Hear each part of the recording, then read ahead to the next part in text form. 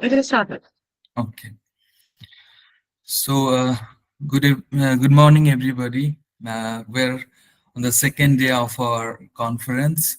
So, the theme of the conference is on transition and transformation. And in South Asian folklore, problem, prospects, uh, and perspectives. So, in the like yesterday session has been really great. All the sessions were on time, so we'd like to keep that uh, track record also today. So I wish that everybody uh, collaborate in that effort and still. So now I will just begin with introducing today's session. Today's session it is on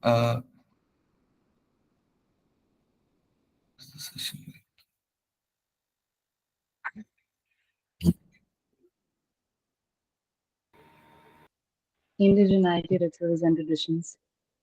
yeah. Sorry. Yeah. Today's session is on indigeneity ritual and traditions.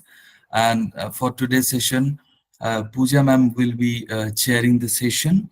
I will just briefly introduce her. And we have also 4 participants. One of them will not be able to present today for some emergency. So we are really honored to have Pooja ma'am with us. She has been also executive member of our organization.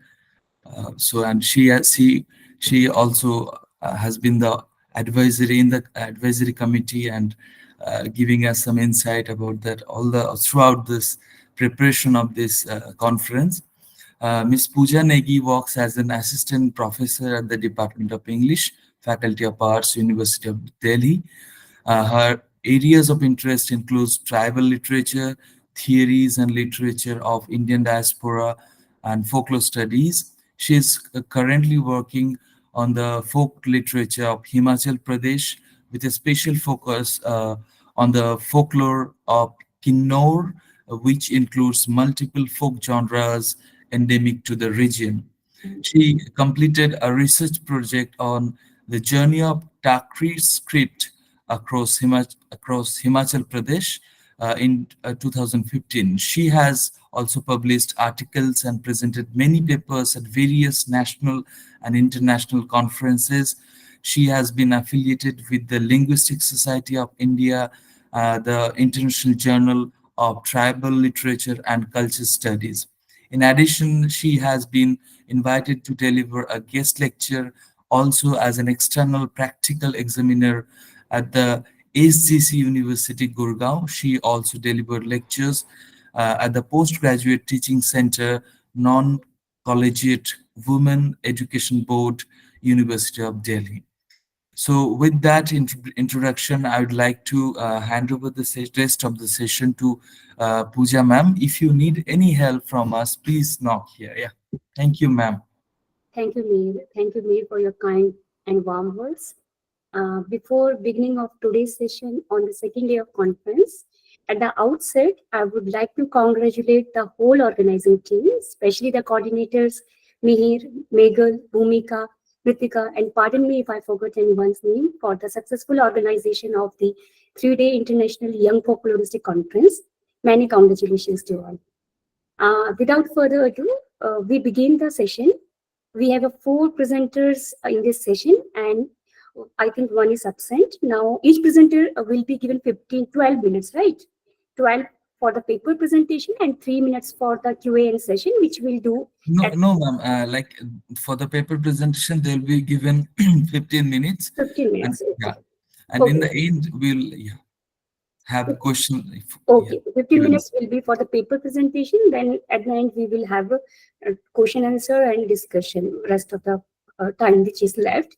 And so I request presenters to please keep track of the time, though I'll remind them in the middle of the presentation as well. So now I invite the first paper presenter, Apurva Lohumi. Hope she's around. And she's doing her research from PGGCG Department of English, Panjab University, Chandigarh. and her paper entitled Community Participation in the Rituals and the Worship of Golu Devta, a Cultural Analysis in the Kumaon Regions. Over to you, Apurva. Thank you so much, ma'am. It's a pleasure and an honor to be here with you and all of you. So, good morning to one and all present. Please allow me a moment to share my PPT.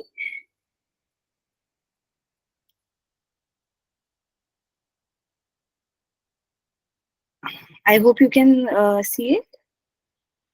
Yeah, it's visible. Okay, all right. So my name of my paper is Community Participation in the Rituals and Worship of Golu Devta. I think Apurva, Yes, from my side, I'm seeing your screen again. you can't see the PPT right now? No, we are not able to see your PPT. Okay, one second. So sorry. Please stop the presentation. Yeah, and do that again. The particular And window don't you keep want it to on share. slideshow. Sometimes it doesn't display slideshow.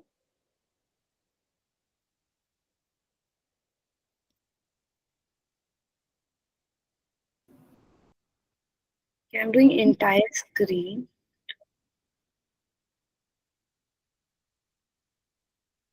Is it visible now? No?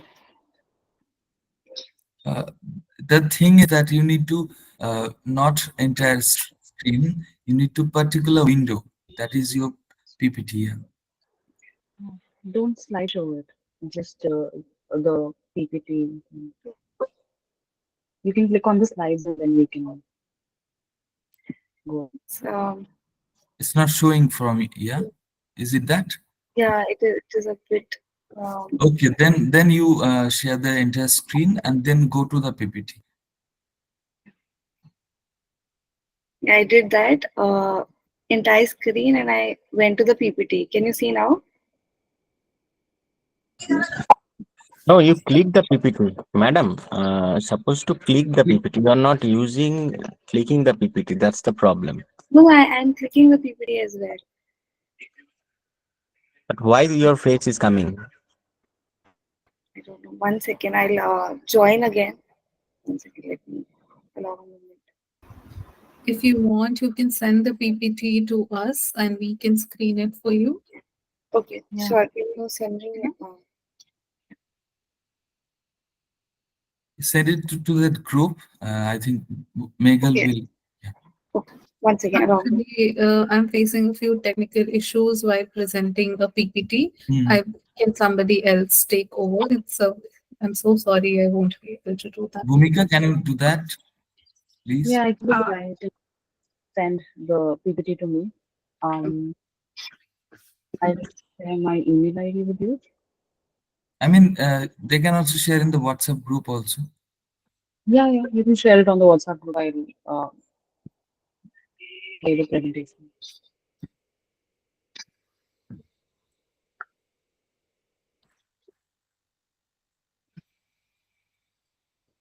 Yeah, I've sent it on the WhatsApp group. I'm so sorry for this. We've received it. Please don't worry about it. We are here only to help you out. Okay. Let me just try now. Okay.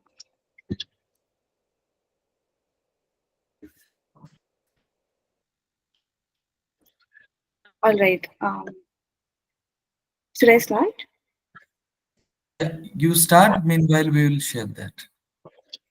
So this paper is a comprehensive analysis of the religious significance of a deity in Kumaon, which is very much participated. Culturally, people very much participate in this deity, whose name is Golu Devta. So the influence and the myth of Golu Devta and his heritage amongst Kumaoni people is what my paper revolves around. So according to the local beliefs, Golu Devta was a warrior, a king who lived in the region centuries ago.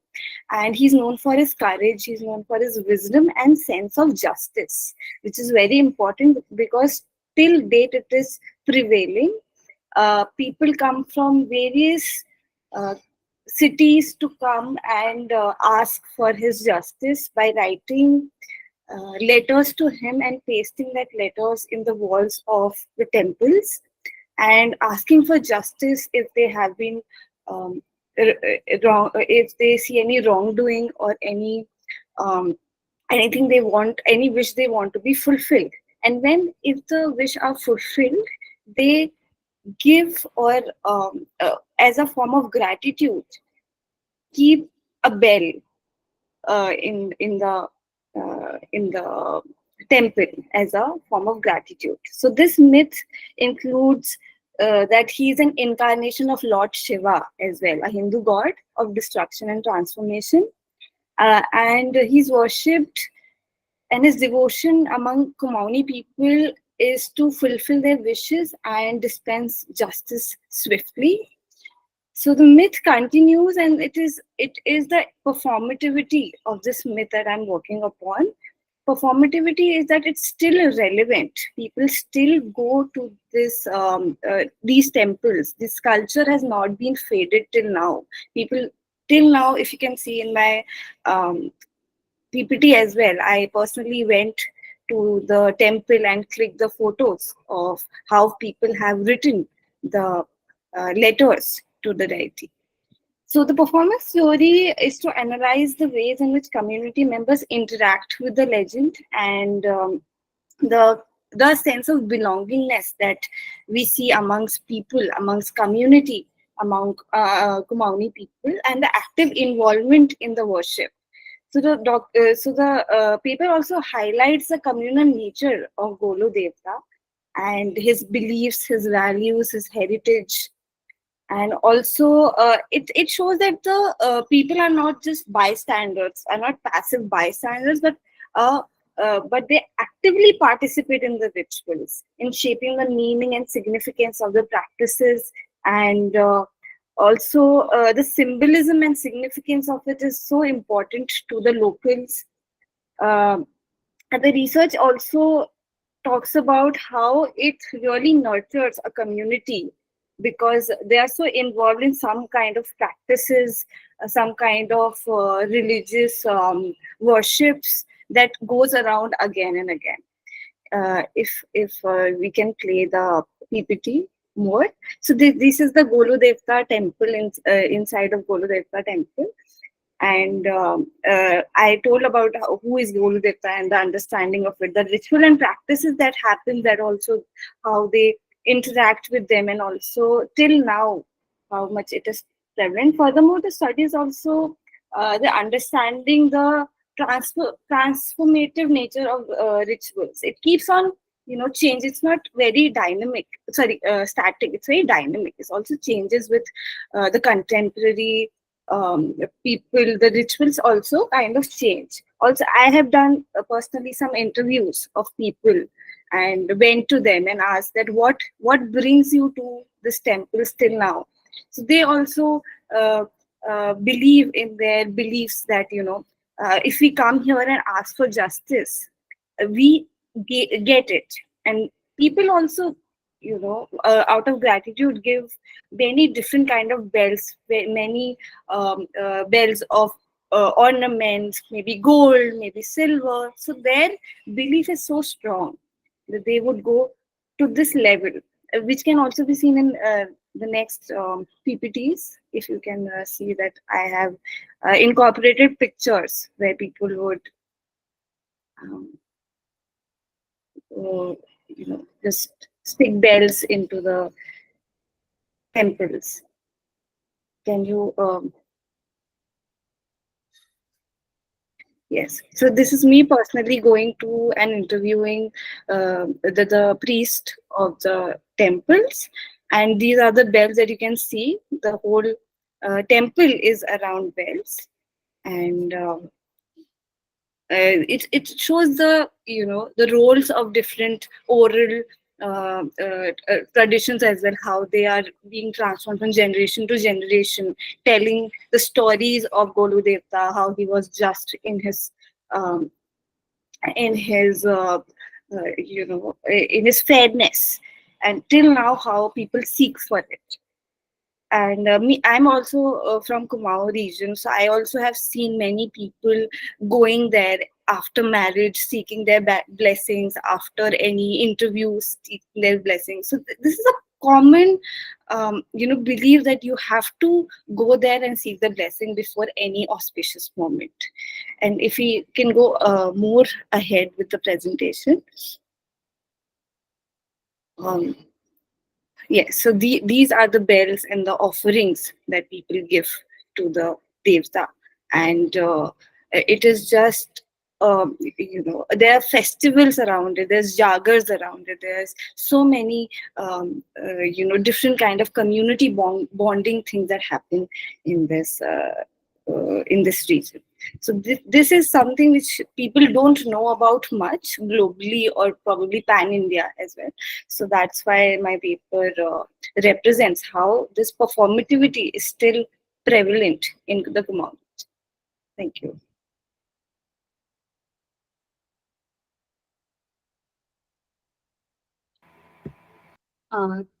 Thank you, Apurva, for intriguing and interesting paper. We can, or researchers can do a lot of insights from the paper and tend to work on the rituals particularly. And we'll come to the question and answer session at the end.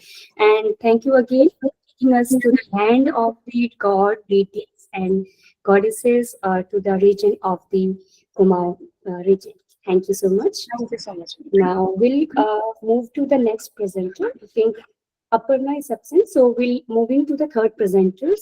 And I think it's a joint paper by PhD scholar Keshav Tulangi and as well as Dr. Samida Vedabal, assistant professor from the Department of Music, Sikkim University.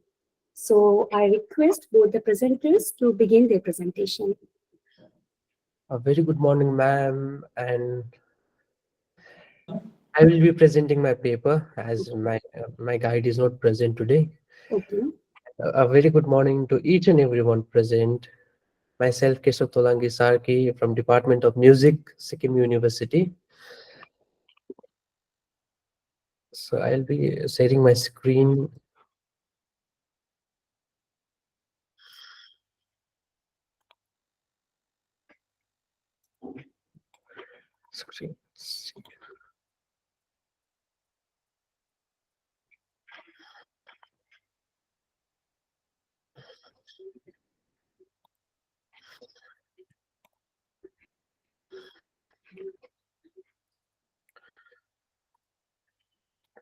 Is my screen visible to everyone? Yes. Yes, it's visible. Today's topic for my online seminar is role of drums and drumming in shamanic rituals of Sikkim. So let's talk about, I want to quote, the drums may be claimed to be a cultural symbol of shamanism. Without it, a shaman is not a shaman. Sikala. Let's talk about what is shamanism first. It is a belief system. Shamanism is an ancient spiritual belief system that involves the belief in supernatural phenomena and entities, as well as the ability of certain individual known as shaman to interact with the spirit world. Connecting with spirit.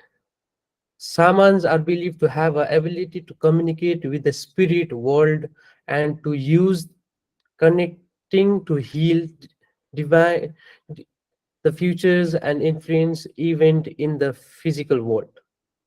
Rituals and ceremonies. Shamanic rituals and ceremonies often involve the use of drums, chanting, and altered states of consciousness to facilitate communicate with the spirit world. Moving to next slide, who is a shaman? Shamans are the spiritual leaders and the healers in many indigenous cultures around the world. They are believed to have the ability to communicate with the spirit and act as an intermediary between the physical and spiritual realms. Shaman use various techniques such as drumming, chanting, and trance-inducing rituals to enter altered states of consciousness and access to spiritual world. As you can see a picture out there, that is known as the old shamans who is kept in a place. There is a place like preserved place in Gantok, Sikkim, that is known as Ban Zachary Falls, and this Saman is known as Ban Zachary, as he is called as the god of forest. So you can see the drums with which he is holding a stick. Today we are talking about that drums and this, like how it is important to Saman, like how that drums is used. So specifically today's presentation, my presentation will be focused on the drums. And what of this, in Sikkim we have different ethnic groups, and they have different type of samans, and they have the specific terms such as Setri, Baun, Thakur, Sannyasi, Yogi, Kami, Damai, Sarki. Samans are known as Jakri, Dhami, or Bijua, Thami. You can see that there is a different type of ethnic groups, and even the names, and different ethnic groups have the specific names for the Saman. And this source, the source of this information is from a book called Ritualistic. The author is Doma 2018. The name of the book is Faith Healers of Sikkim. What are the objective of my study is to understand the cultural and spiritual significance of drumming in shamanic practice in Sikkim, to understand the dhangro.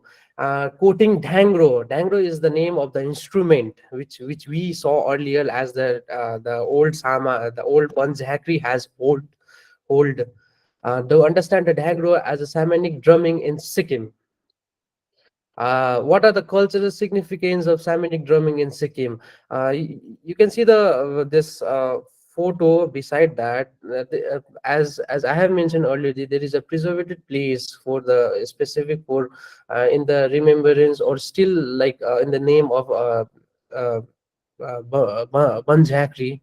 That instrument is known as dhangro, and which has been carved by stone, and that is kept for displayed. The drums used in shamanic rituals in Sikkim is known as dhangro, holds immense cultural and spiritual significance. These drums are not merely musical instrument, but are imbued with symbolic power and serve as a vital link between the material and spiritual realms. This instrument is specifically played only in by the samans. This instrument is not played by the like folk artists, or like in the sense like in our commercial music. This instrument is not played in commercial music, or it is only played by the saman, specific to like for connecting with the spirit, or in any ceremonies, or any like anything which samanic practices.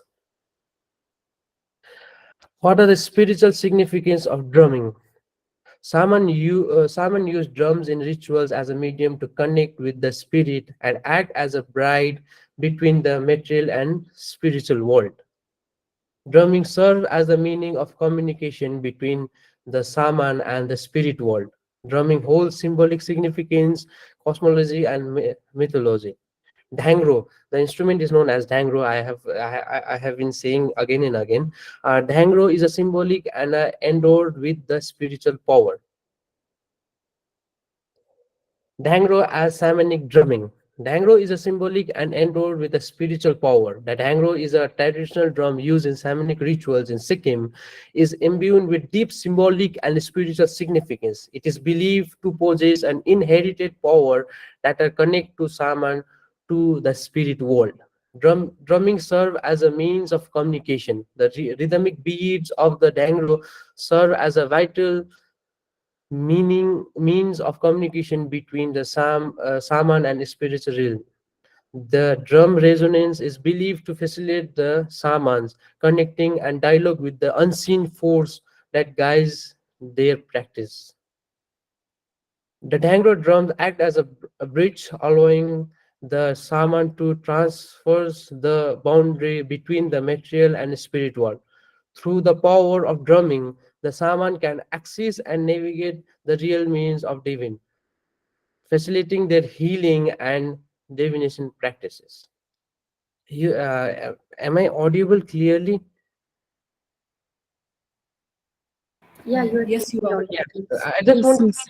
I just want to play some videos, and which this practices held every year in 31st August 2023. That as I visited this field, like since every year I visit this field, and I come from the same region.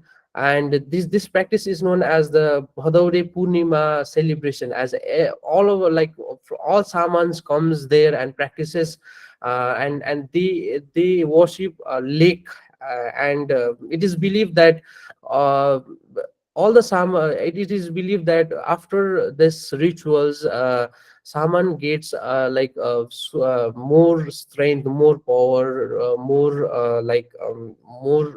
more energy to connect with spirit.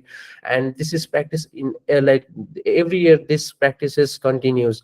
uh, Date 31st August 2023. So I just want to place this small videos that shows how drum is played and how lake is worship. Um, is my video audio is it audible? My videos, Yes. yeah. You can see someone playing the instrument and watching lake.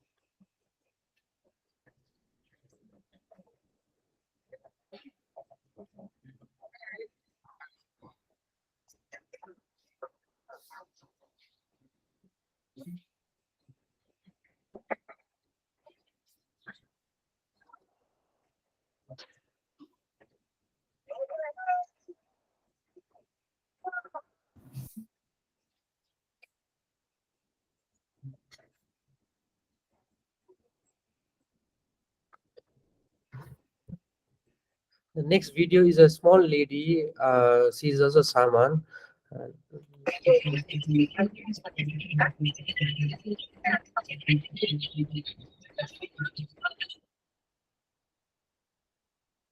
the third video is both.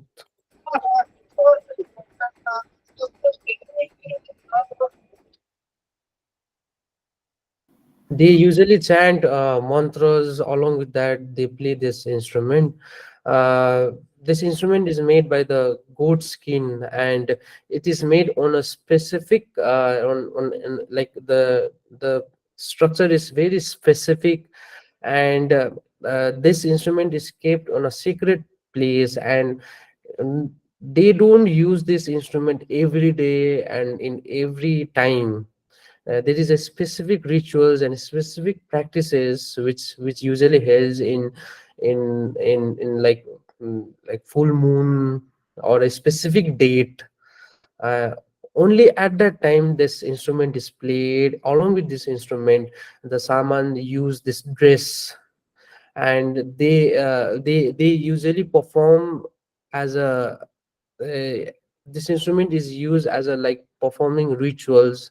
As I have mentioned already, that this instrument is only for a religious practice, not for a commercial music, or not for performing in any platforms of like in any shows. So I just want to end.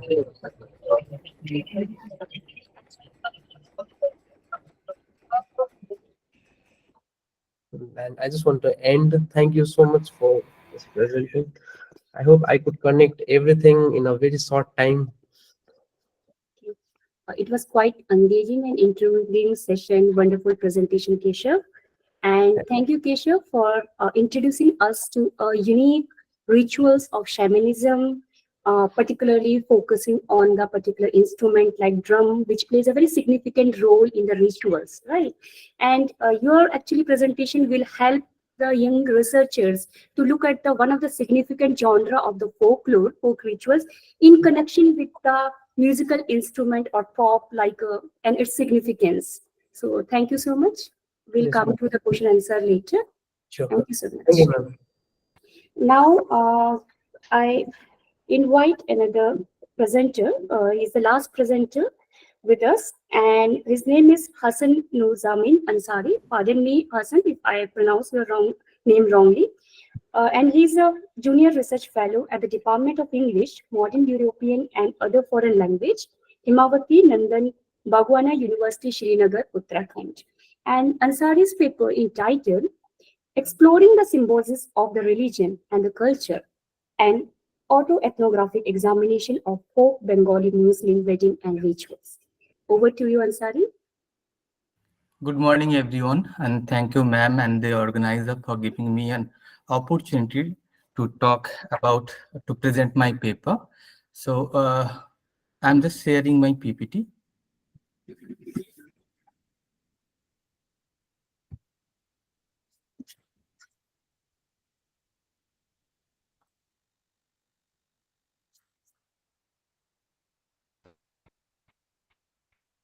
Is it visible? Yes, yes. Okay. Okay. Thank you for the confirmation. So the topic of my presentation is exploring the symbolic, exploring the symbiosis of religion and culture, an auto-ethnographic examination of folk Bengali Muslim wedding songs and rituals. So in this discussions, what we will do is we will try to understand the syncretic nature of Bengali Muslim culture. Also, for this particular study, I have selected the Jolha community, from which community I belong, and this is the community from West Bengal, particularly Kaliachok of Malda district. And what we will try to talk more on the pre-wedding songs and rituals, and the wedding day songs and the rituals. So this particular study, I have tried to study, I have tried to explore this particular study on the perspective of also auto-ethnographic explorations, through which we will understand as a participant of the particular community, and also the researcher, to understand that what kind of the cultural fluidity that we are getting in that particular wedding songs and rituals. So Bengali Muslim wedding traditions offer a key lens to study the intersection of religion and culture. We will, which we will, when we will discuss more about this topic, we will get to know about how a Muslim religion, the religion of Islam, is getting influenced by the Bengali culture, and they have developed the syncretic culture of Bengali Muslim culture. So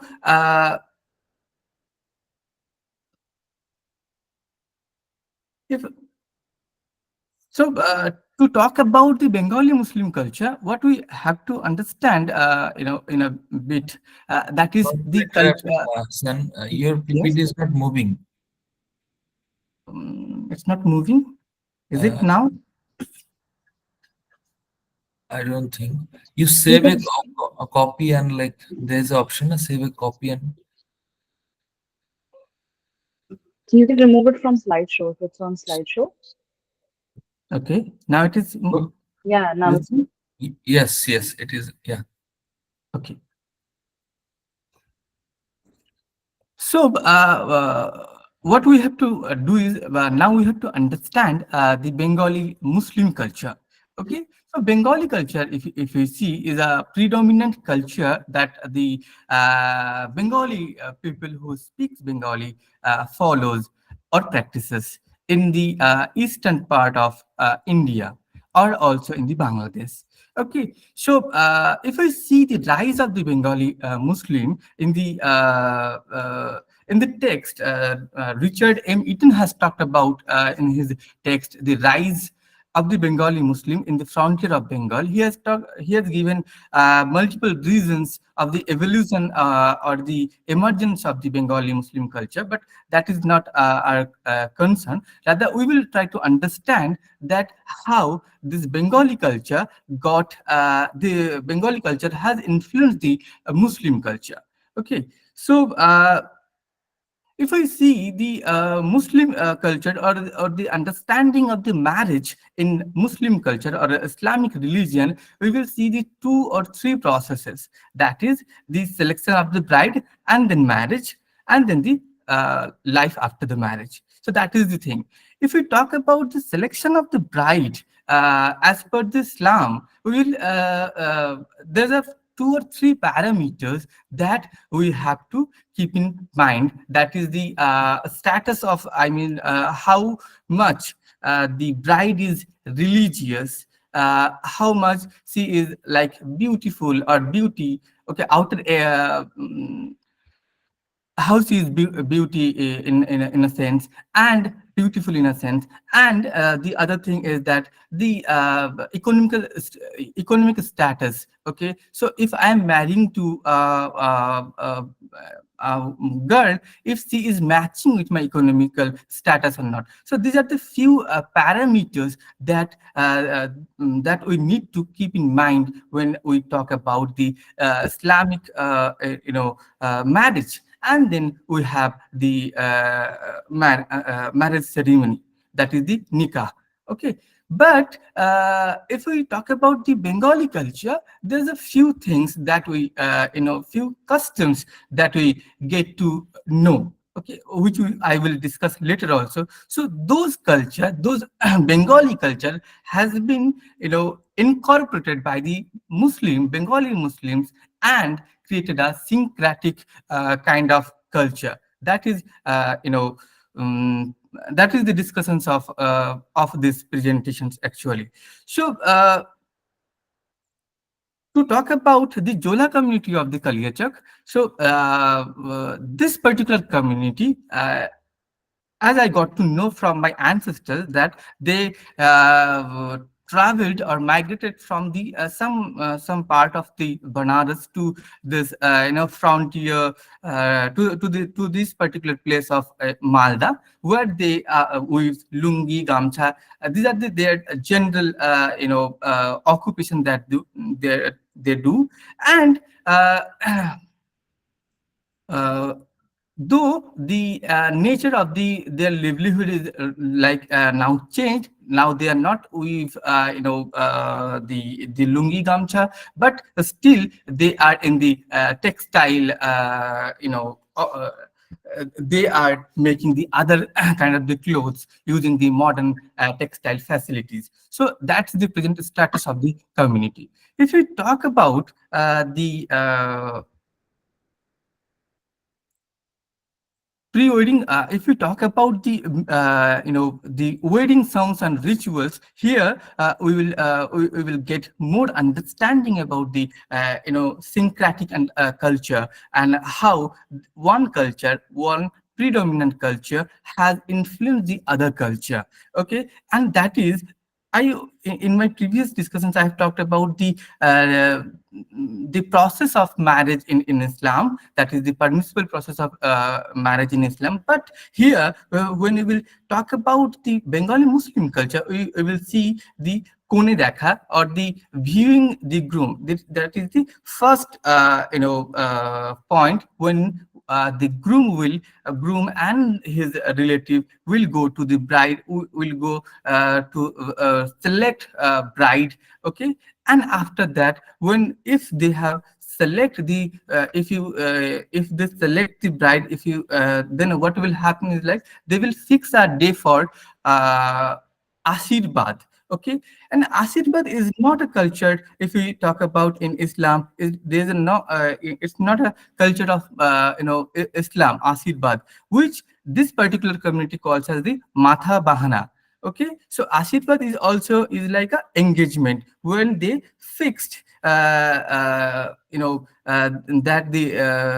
they have already fixed, and it's a pre-wedding rituals where the groom where the relatives of women relatives of groom will visit to the bride place, and then they will make the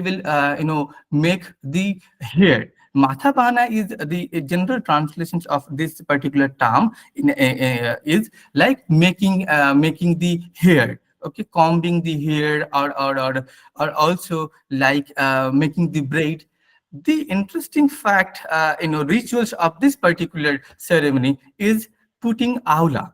Aula is amloki. Amloki is, they consider that if putting amloki on the hair or in the hair is good for the hair. So say they will put this amloki or aula to each and every pure women. So now what we have to understand is the concept of the purity in this particular purity of women in this particular community, which is I think is not very much traditional, but they thinks that, or they consider that those who are not separate, I mean those who are not got divorced from their husband are pure, or also those who are not like got married more than once are pure. That's the concept of the purity that they harbor. So so as this is a autoethnographic study, I want to talk about one incident or one example from my own family, and that is one of my aunt who is separated from her husband from for quite a long time, that is more than 20 or 25 years, but still she is not divorced because of this understanding of the purity, that if she get divorced or talak, then she will not be allowed to put this amloki or the aula powder on her head. So that is the reason that she didn't get take the talak. So this is the Matha Bahana process, and in this particular day, they will fix the date of the marriage and Gaya Hulud. Gaya Hulud is also one culture that is not, that is not the part of the Islamic culture. Rather, it's a Bengali culture. But Bengali Muslims has accepted this culture, the Gaya Hulud and the Thubro. Okay, Thubra is also is a ceremony that happens, just before the marriage day, and it is a ceremony where the relatives put sweets into the mouth of the bride and the groom, and then the other ceremony, that is the Dala Sajano. It is also not a part of the Muslim culture, but the Bengali Muslims has adopted. The Dala Sajano is like a briefcase or a suitcase or a attache where they will put all the necessary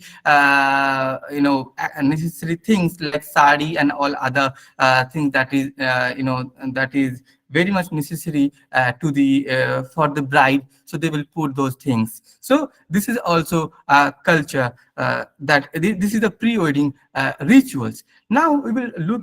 Now we will take some time to talk about the song. So when this Mathabana will happen, the engagement ceremony will happen, what they will do is like they will, each and every ceremony, we have some songs or geet, okay, where this the women relatives will sing these songs. These songs can be studied in many ways. Okay, it is about the perspective of the women, folk member, or the rural women, or their thought process of the rural women, or the psychology, what they think. So everything we can study through these songs. So this particular Mathavana song is like where there's another ritual in the Mathavana song is like the groom will, the family of the groom or the relatives of the groom will bring some feast to the, give feast to the family. And when they will cut the feast, they will sing this song.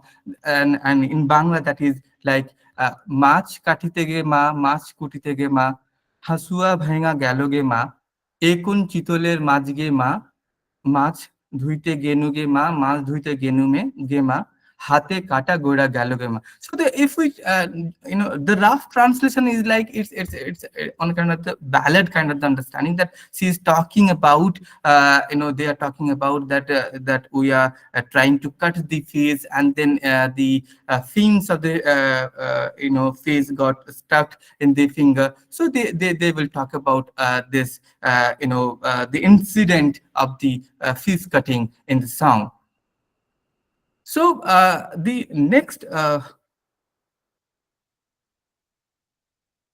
song is Haldi song. Okay, Haldi song is like where they will put the turmeric on the whole body of the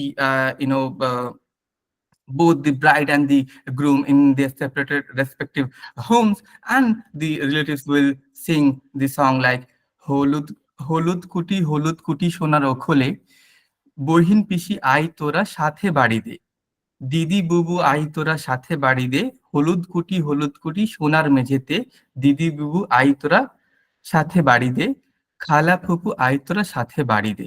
So it is like they are singing, they are asking everyone to take part in the haldi ceremony. So they are asking to be part of the sister, the aunt, the masi, everyone they are asking.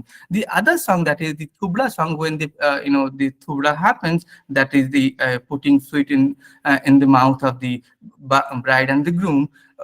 Then also they will sing, and this song is like when you are putting the sweet, there is a ritual that you have to pay first. Okay, first you have to pay a few some pay rupees, and then they will let you put the sweet in the mouth of the bride and the groom. So this thubla song is like না লিবো একান্নি না লিবো দুয়ান্নি লিবো লিবো গোটা রুপাইয়ারে. Like that, I don't want to take 1 anna or 2 anna, rather I need, or I'll let you put the sweet into my mouth if you give me 500 rupees. So these are the songs that in a chorus setting they will sing together to make this the marriage ceremony more interesting, more engaging.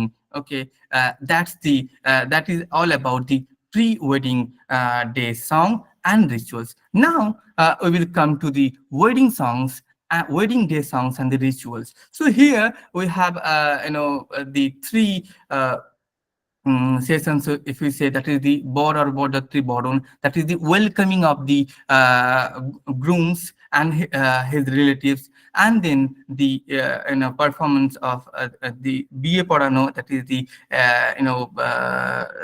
the nikah session, and then bidai. In Bordatri Boron session, what they are welcoming of the grooms, they also have the rituals that they will all make a human chain to stop the groom to enter into the home, and they will try to make it's one kind of the ice breaking session when the groom is coming for the first time and he is uncomfortable. So the relatives, especially the women relatives, will make him feel uncomfortable by using, by cracking joke or criticizing in a funny way his mother.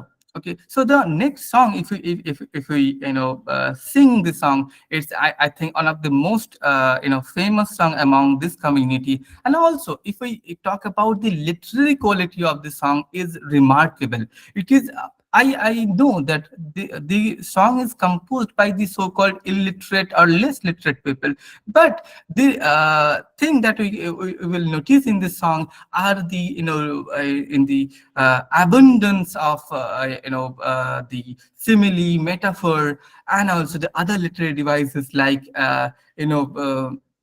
mm, so simile, metaphor, comparison that we will see, and in a way also we can say, in a way it's a metaphysical comparison, that there's a no connection, but it's still you are connecting. So if I will sing 2 or 3 lines, then I will try to roughly translate this song. That is the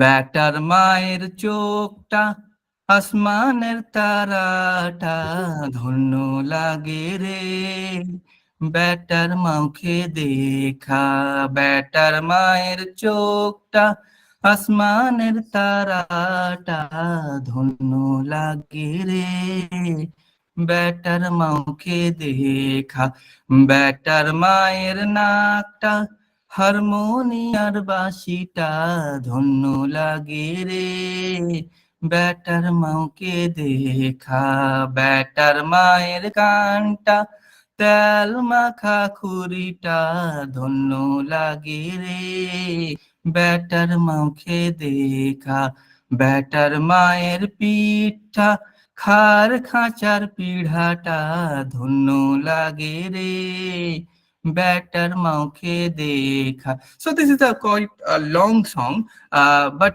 this rough translation of the song is like the first couplet is talking about the the groom's aunties are comparing the bride's aunties are comparing the groom's mother's eyes with the star.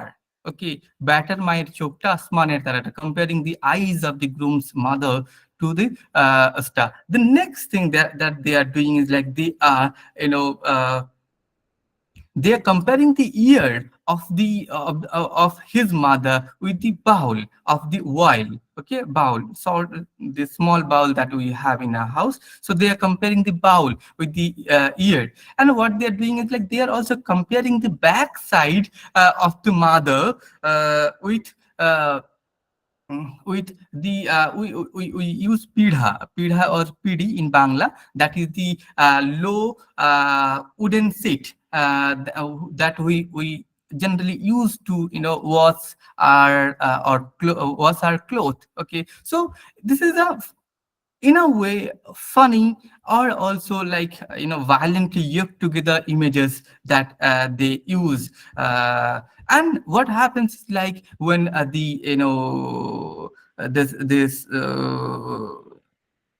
the groom listen these songs, or the family member of the groom, relatives of the groom listen these songs, they also burst into laughter, and they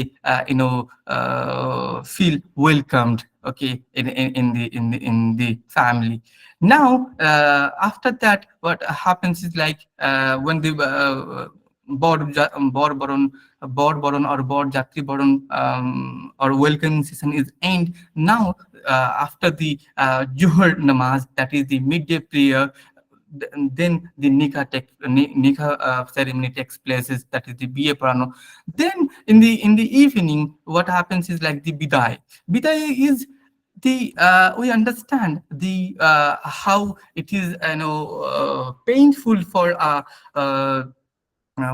women, particularly say, or a girl to leave his home. We know that, and it has been we will if you see different Bollywood songs, particularly in the wedding Bollywood wedding song, we will see that the few of the songs are influenced from the regional wedding song.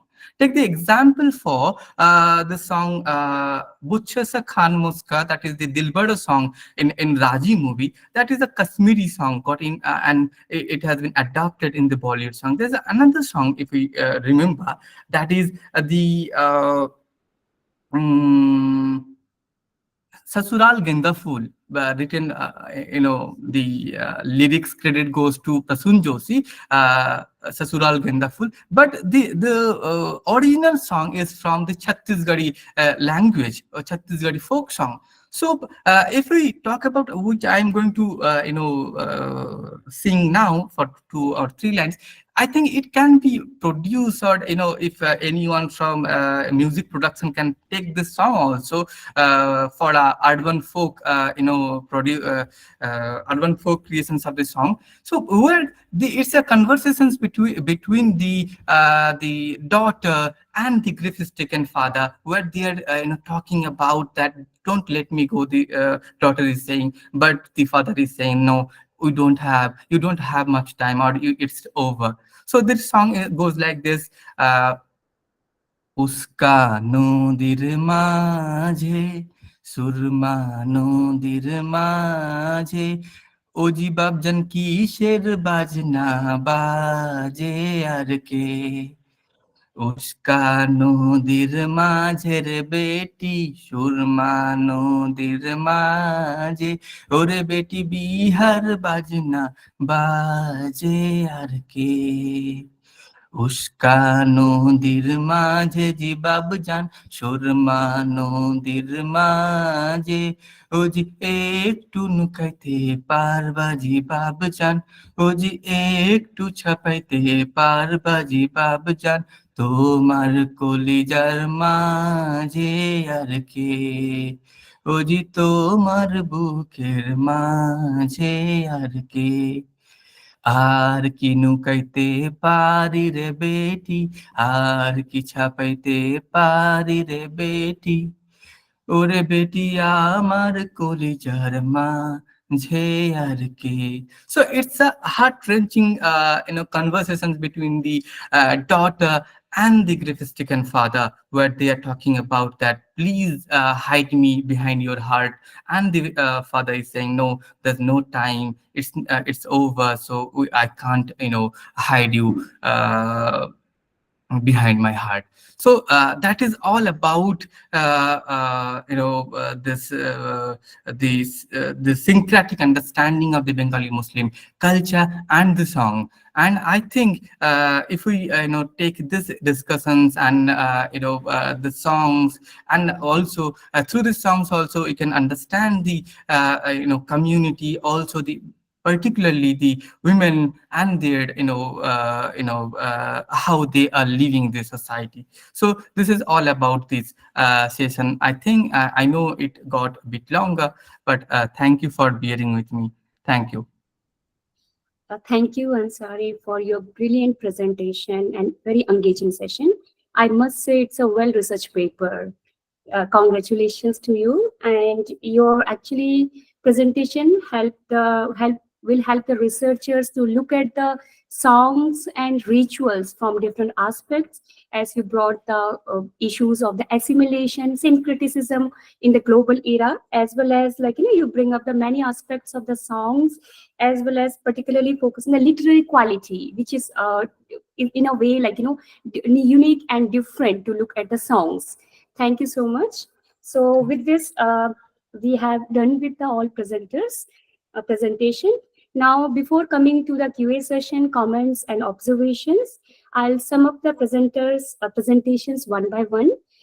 Throughout the sessions, what I felt all presenters have touched upon the various aspects of the folk rituals as one of the significant folk genres of the folk literature, by focusing on the various ways through which the rituals are being performed and observed in different parts of India, ranging from the Kumaon in Uttarakhand, Bengal, and Assam state.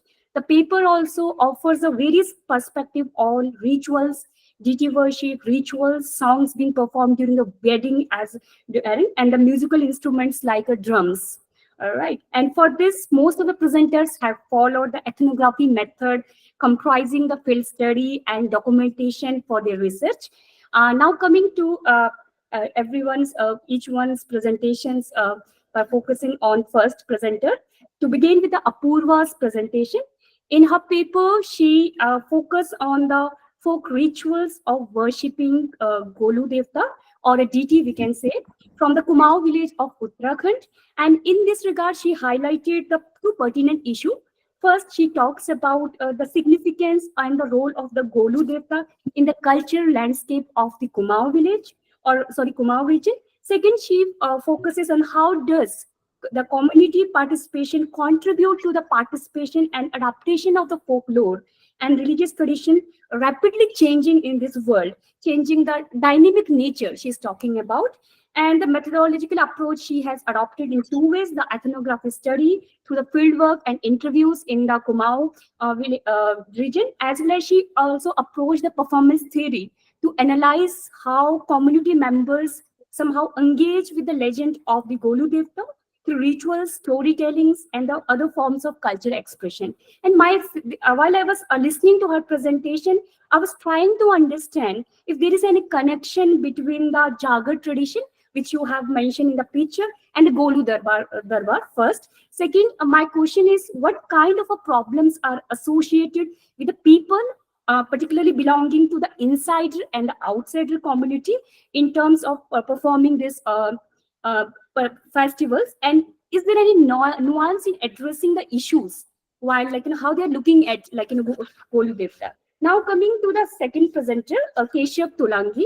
And Keshav Tolangi, in his paper, he has investigated the roles of props like drums in his shamanic rituals of the Sikkim region by delving on the issues such as how drums were a medium of communication with the spirits, healing, and transformation.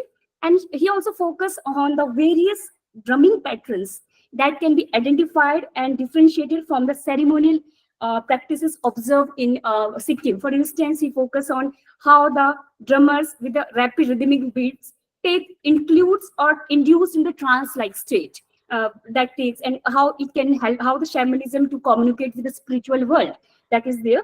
And he also focused on how the role of each drum pattern serves as a code language, like a conveying message to the spirits and deities.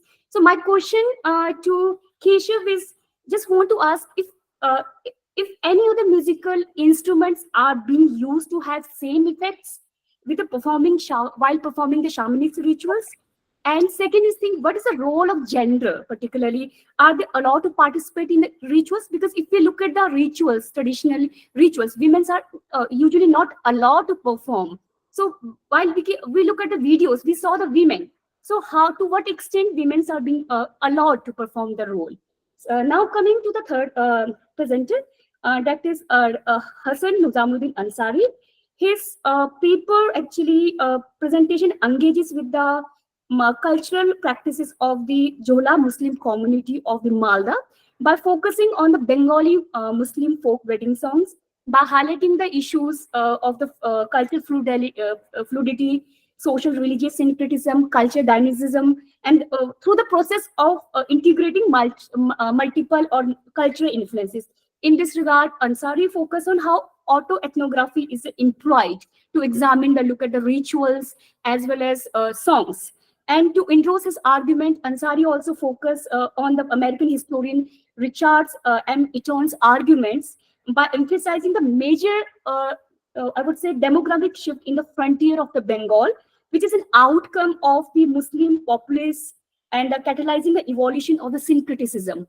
So basically what I understood that Ansari is trying to look at it, how the shift of acculturization strike a kind of a fine balance between the diverse cultural elements while adapting the prevailing norms of the society.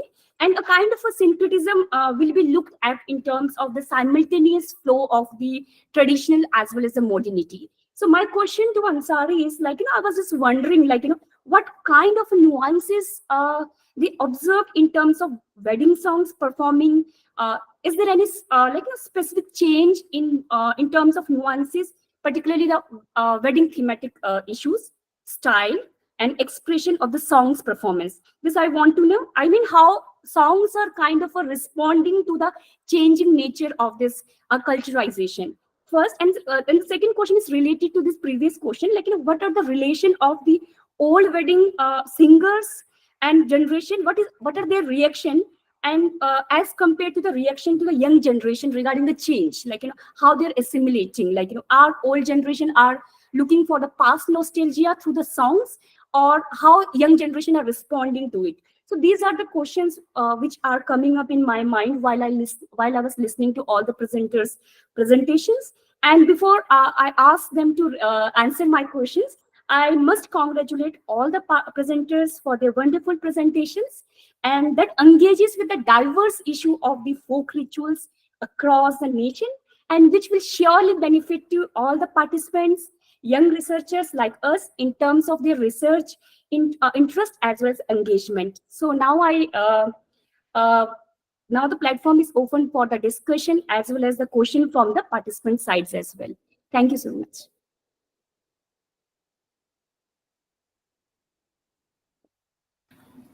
Yes, I think the first queries were made to Apurva, and we'll go with that.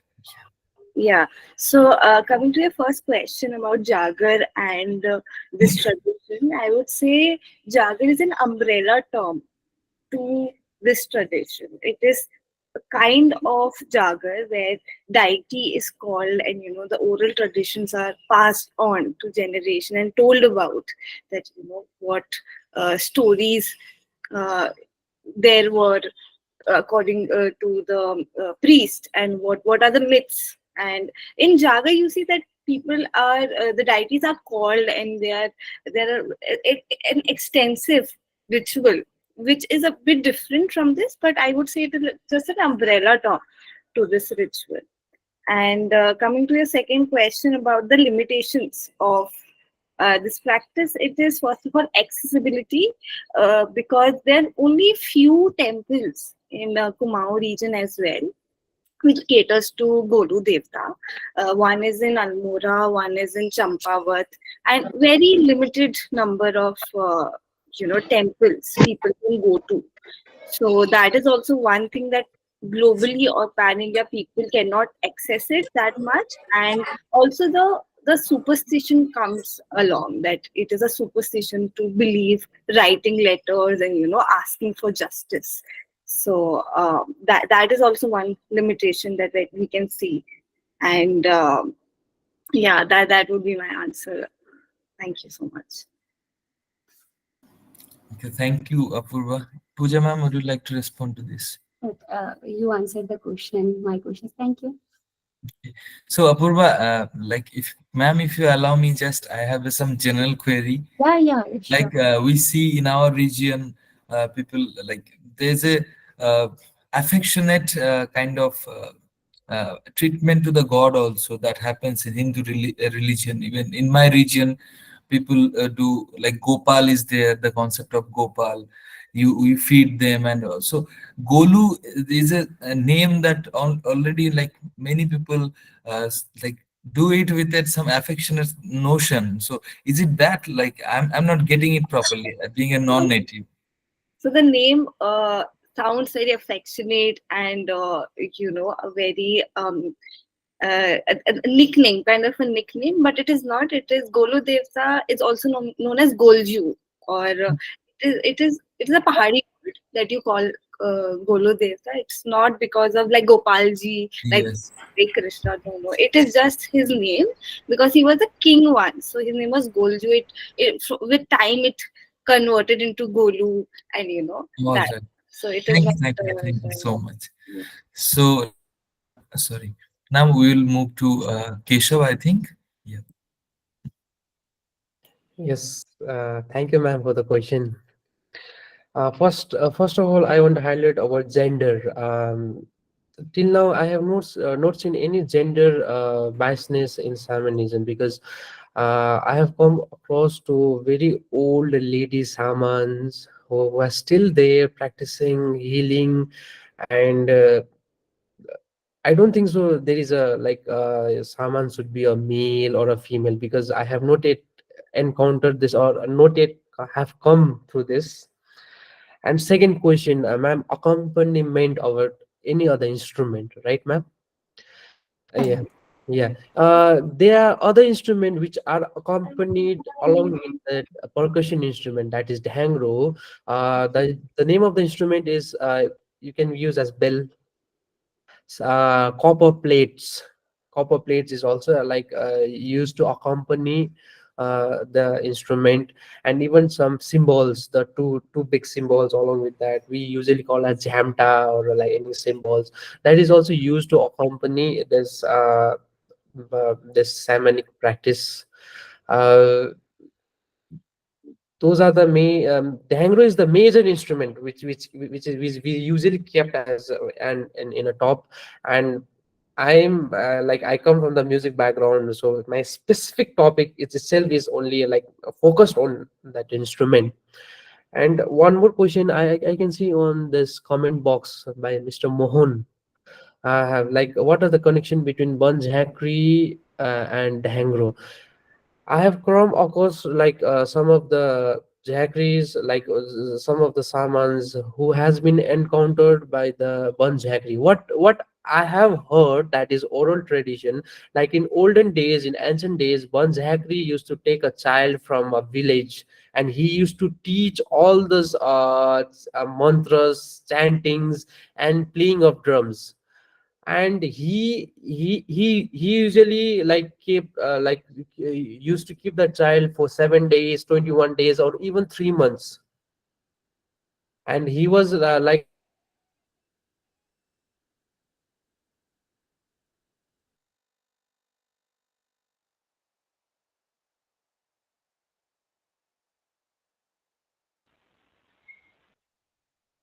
think the screen has frozen.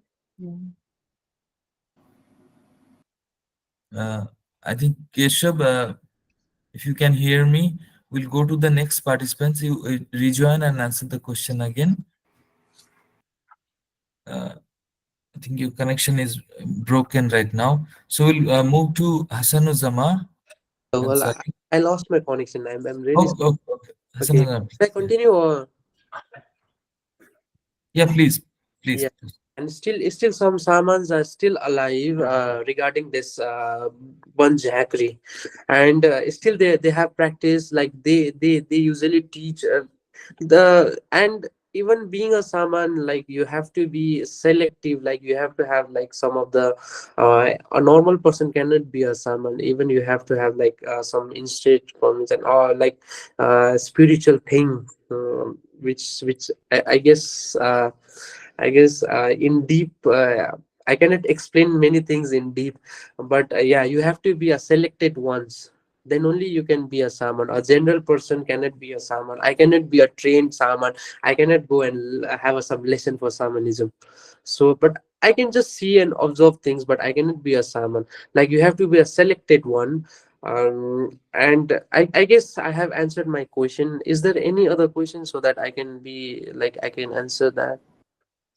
Yeah, there is a question in the chat box, but before going to that, I would like to know from you that is there, like you talking about gender, so is there any transgender representation among the shamans also? Till then, till date, I have noticed in transgender summons. Either it can be male or a female. All right, I will read the question for you. Yeah, sure.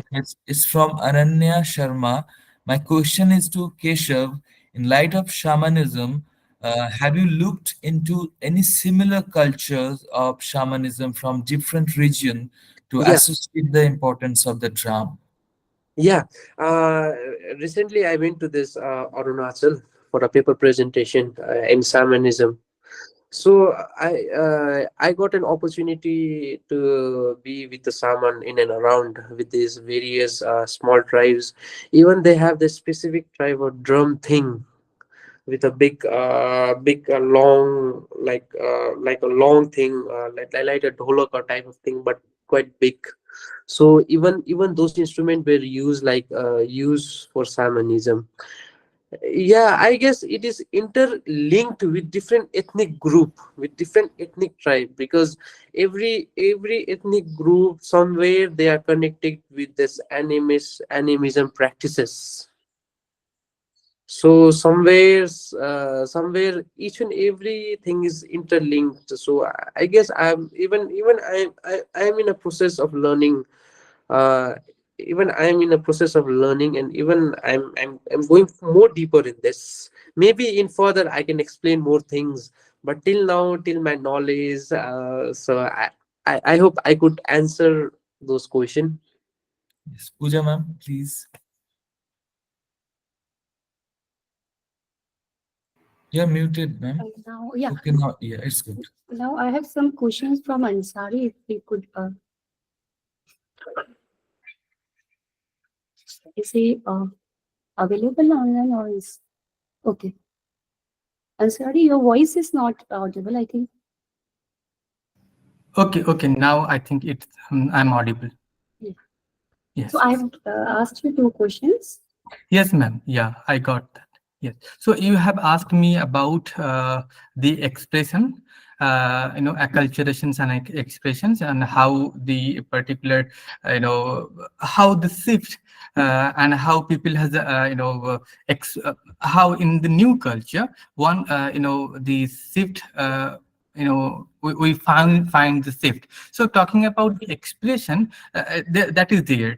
If we will talk about the in other culture, we will move into the Bhagavan or Ishwar. So they will talk about, they will change the word, and we'll talk about that Allah or Prophet, Nabi. Or also the few song, there's a one song where we will find that they will talk about the Makkah or Medina.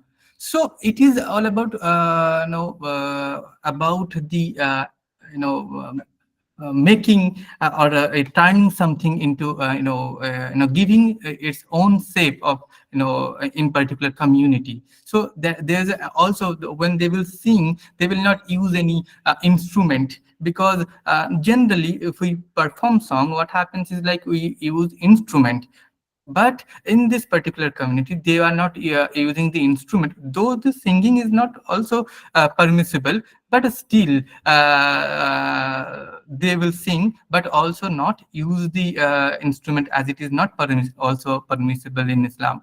So that is the thing we will see when they will sing together. They will not be go, they will not cross the limit to say that the Islam gives you, okay, the limit Islam gives you. So they will not cross the limit also. So these are the things that they consider while performing the song. So it is about the expression. If you talk about the acceptance of the the generational change of if we see the acceptance of the song. So yes, it is true that previously the song was sang by everyone, literally everyone. But now people are not showing their much affection to these songs. Okay. One, the Western influences or the modern influences, the modern songs or Bollywood songs or Tollywood songs. That is the other thing. Is also the or the digital space. What happens is like people got to got access more about the religious interpretations. There's a lot of maulanas, a lot of experts who will give you the versions of what is there in the Islam. So people are actually learning the true essence in a sense of the religion. So also they don't want to commit the sin in a way. So they are also not showing their interest in performing the song. So that is also that is also a reason that these songs are not singing, are not being sang by very many people. So also we see the decaying of the song. Okay, so this is one thing. The other, so I think that answers the two questions of yours, ma'am. Yeah, you answered. Yeah. So I have two other questions in the chat box. Yeah.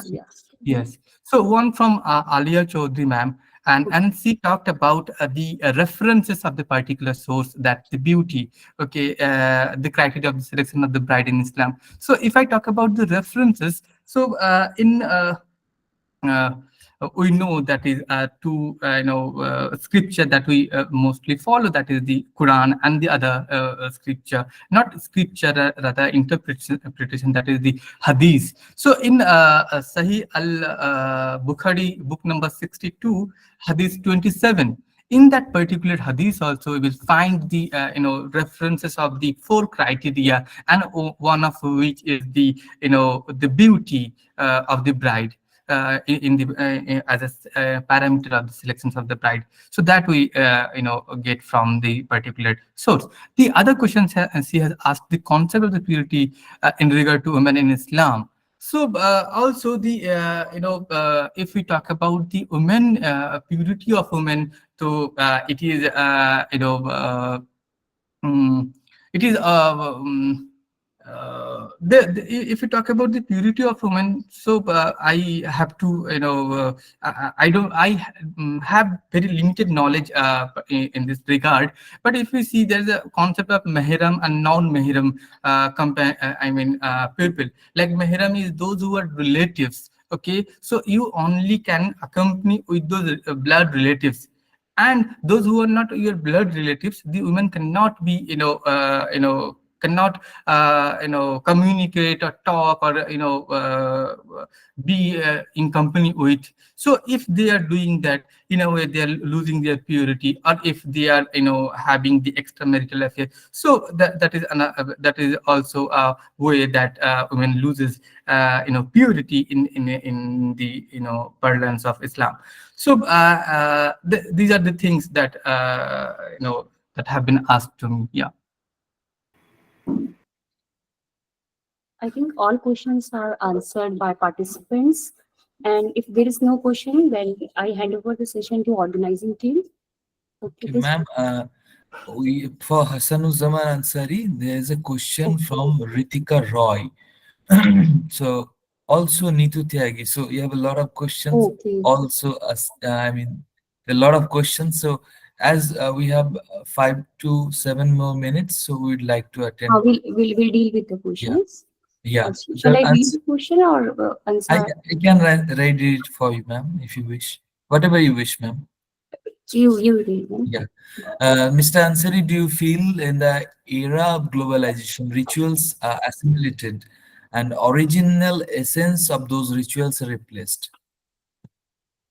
Yes, if we talk about the, if you're talking particularly about the Bengali Muslim song of this particular community, so I will not say that there's an influence of the modernization, because no one is affecting or reproducing the song. So there's no talk about that in particular this community. But as I have tried to mention about the two songs from Bollywood song, that is the from Dilbaro and the Sasural Genda Fool. Okay, they if we see the musical productions, they are not losing the essence, but in a way they are not if we see the use of the these are the songs they consider the the holy songs. Okay, but sometimes we have seen the songs have been used as the item song. Okay, so the fusion and the place where we are using it is losing the sanctity of the particular song. So we have seen those incidents also. I think that answers the questions. Yeah. All right. So it's all I also personally feel that whatever like we adapt to, or the ethical part should be there, and the credit must go to that community also. So mostly in YouTube videos we do not get those credit things, but we must ensure as audience also that whether that is being credited, and such incidents also happen in the past many a time. So a question from Asifa Islam. It's a long question. Okay, I will just read for you. Nowadays, so-called modern cultures has forced to wipe this Geet part as they use rustic language, but it's very painful to those people who thinks without singing this Geet of marriage ceremony it is incomplete. In my marriage also, it also happened. Environment has made my aunts so uncomfortable. Didn't sing this Geet and Sari Jahas. Okay, okay. So that song so it's not a question, rather it's an interpretation. Our experience is sharing. Yeah. Okay. Thank you, Asifa, for sharing your experience. So there's Neetu Tyagi, Dr. Neetu Tyagi questions to answer it. In new era, modernization, youngsters feel little interest in rituals. They don't even wish to follow what we advise them. How come we develop their interest in folk songs and rituals? Okay, that's a question. So it is really if we discuss this thing. If we talk about the modern generation, okay. So yes, there's love for the rap. There's a love for the modern music, Taylor Swift and all. But still, people of the modern generation is going back to Kishore Kumar's song, going back to the 90s song, going back to the classical songs. Maybe the rendition is new. The creation of the urban folk music settings are giving them opportunity to go back. Okay, if they feel lonely, they will definitely sing the song from the classical song. Same way also, if one song has the quality to attract, it will attract the people across the generation. So it is all about the reservation or preservation of a song, and then reproduction of the song. So that can be a way to make the people be in the love of the song. Yeah, those folks. Okay, thank you so much. Like I also I was writing a paper or abstract regarding that Muslim, because ma'am, I also belong to the almost same region. We belong to the next district only, and so I have also some experience of Muslim beer Geet from my childhood days. So what I feel I'd like to share that this thing, cultural appropriation with the influence of religious, uh, it may be learning or some fundamentalism also that is there. So like with age goes and cultural appropriation, influence of digital in media, kind of that is disseminating this fundamentalist or knowledge of various religion, that also make people to think over the rituals and interpret it in a different way. And this cultural appropriation also kind of a cause uh, that is causing these things, like the Geets, Muslim beer Geets are not that much prevalent nowadays. I hope that Hassan Uzzaman also agree to this. What do you think, Hassan? Yeah, true. I Even I also feel like, if you look at the not only the Hassan's culture, even my culture, every regional culture, we find that change is there always. There's always a feeding of culture, there's always a nostalgia, and there's a kind of a dichotomy among the young and old generation in terms of how they are responding to the change. But rather, I feel if we look at the culture in terms of its continuity and its constant process, we cannot stop the change. So the Yes. only thing is that, we have to look at how the folklore or folk rituals are changing its form, style, and responding to that contemporary situations. That can be a kind of we have to look at the things, because we cannot look at the things in terms of nostalgia every time. Then what we are doing, we have to rather look at what society is contributing at present era through the songs, how they're responding to that change. That can be looked at in terms of the folklore, what I feel. So that's it, what I actually want to say.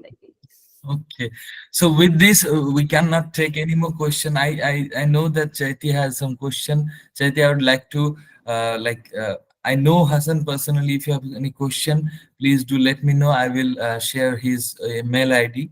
So we happen to be a colleague in our graduation days.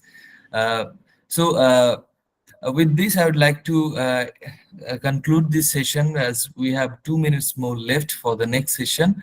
And I especially thank Pooja ma'am for her kind of detailed interpretation of the papers and some very pertinent question that she made out to the participant, I mean the paper presenters, and it was a good session. Like lots of questions were being asked from the attendees, and lot of attendees also attended the session. I hope it brings some prospects for the future research also.